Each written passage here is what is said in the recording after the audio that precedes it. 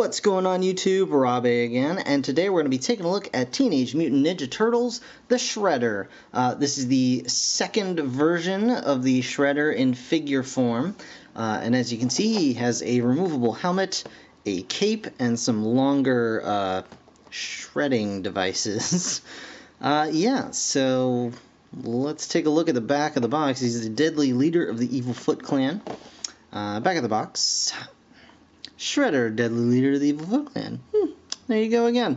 Shredder is determined to get his revenge! Exclamation point. As the infamous leader of the Foot Clan, Shredder removes his mask, revealing deep scars that cover his face from being trapped in a burning building after a brutal fight with the turtle sensei Splinter. That is all one sentence, by the way. Weapons, removable helmet. It's not really a weapon. Forbidden ninja techniques. Oh, you cheapskates. And razor sharp armor. Team is the Foot Clan. You can see on the bottom here, it's got a kind of updated list of some of the core main figures and some of the newer figures as well. Like the baby turtles, they're so cute, and the Mousers, and all that good stuff. So we're just gonna go ahead and get this guy out of the package and check him out. So I'll see you in a second. Alright guys, so here is the Shredder version 2.0, and yeah, he's neat, I guess. Alright, so let's go over some of the finer points of this figure. We'll start with I mean, he looks cool. We'll give him that. Definitely a point to Shredder. He certainly does look cool. I like the cape. I think it's pretty awesome looking. I like the helmet idea. The execution is a little, yeah, and we'll get into that in just a second. I love the bigger spines, or the bigger blades on his forearms there. And just in general, I think he looks a little more lithe, a little more agile than the previous Shredder figure. I don't have the other Shredder figure, but I've seen it several times, so it's I know what I'm talking about. You know. So articulation is as follows. He's got head swivel.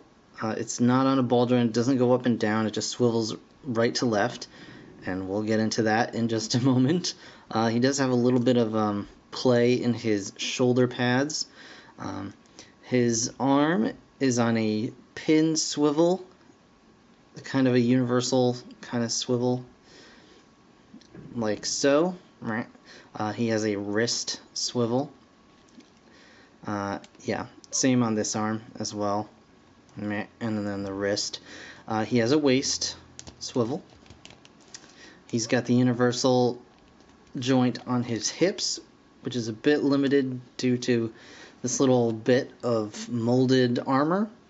And he's got knees, kind of. They bend from there to there. That's his knee bend, and it's even less on this leg, I believe. So he goes from there. That is as straight as you can get this leg to there. Yeah, okay. So yeah, that is his articulation. He does not like to easily hold a standing pose. He likes to kind of rock back and forth.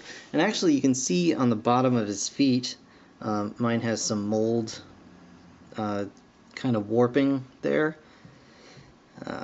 Yeah, super exciting. The plastic does not feel great. I mean, especially his legs and arms feel like this rubbery kind of leftover plastic, if I may say. But okay, so he's got the gimmick. He's got the removable helmet, which is pretty cool. You can pop the helmet right off, and you can see his nasty, burnt up face.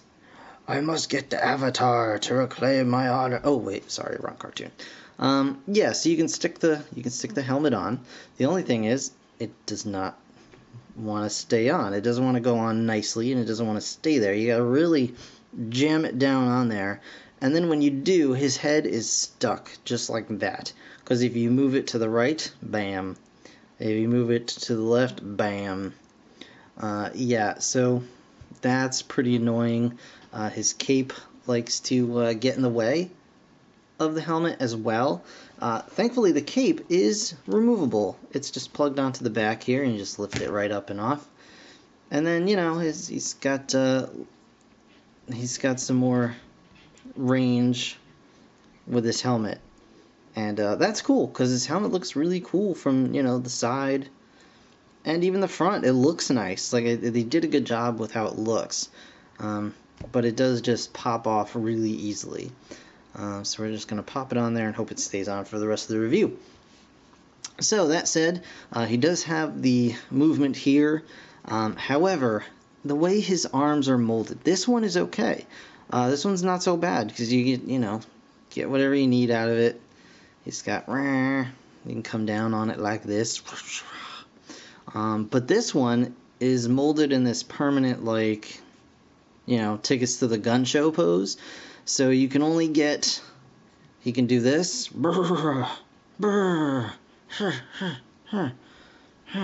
This is like forward stab and slash, and upward and downward stab and slash arm. He's like, so, I mean, you can get some cool poses out of this, but other than a couple of cool poses, it really is a very one-trick pony sort of situation going on here. There is no, like, all they needed to do was put, you know, another joint right here, just a swivel, would have been great. Or, you know, anything. And his knees are just pointless, really. I don't quite get the knees, because they don't, like, you can't bend both of them to actually get, like, a bent knee pose. You can't bend both of them enough. You can only bend, like, one at a time in any meaningful way. So it really is kind of obnoxious. But as it is, I mean, for, you know, an $8 figure, I guess, comparatively, relatively speaking, it's not bad. It's just comparing him to the first run of the actual Turtles, and we'll put him with the Turtles themselves here. Here's Michelangelo, Leonardo. Come on, Leonardo, stand up. There we go. Raphael. And Donatello. There you go. So yeah, compared to these guys, it's just like, what is the deal? I know that the budget for these figures is kind of spread across the wave. So you'll get some figures that have like all the articulation in a wave, and then the rest of the figures are kind of left in the dust. The thing I'm curious about is, why would you choose another character over Shredder? Being the main bad guy of the entire series, of the entire Ninja Turtle mythos, Shredder's like the main bad dude. Would you not want to put out like at least one really, really good version of that character? And my guess is that the budget probably went to the Mousers, because you get 7 of those, and they're all decently articulated for what they are. And that is like, okay. But yeah, I mean, it's not a terrible figure. I just feel the improvements they made over the first version are not, they're basically aesthetic only. Like, he looks different. He's not a better figure overall. Does that make sense? But yeah, I mean, it took me forever to find this guy. I've been looking for him forever, so maybe that kind of tainted my view, like my expectation got too high. But overall, I mean, if you need a Shredder and you didn't pick up the first one, this guy is totally serviceable. As you know, as your Shredder, he's cool. I think he looks nicer than the first one. Just don't expect a great figure out of it, is all I'm saying. So, yeah, what are you going to do? That's going to do it for this review, guys. I want to thank you so very much for watching. As always, be sure to like, comment, subscribe, all that good stuff. And, yeah, that's it. I'll see you guys in the next one. Bye for now.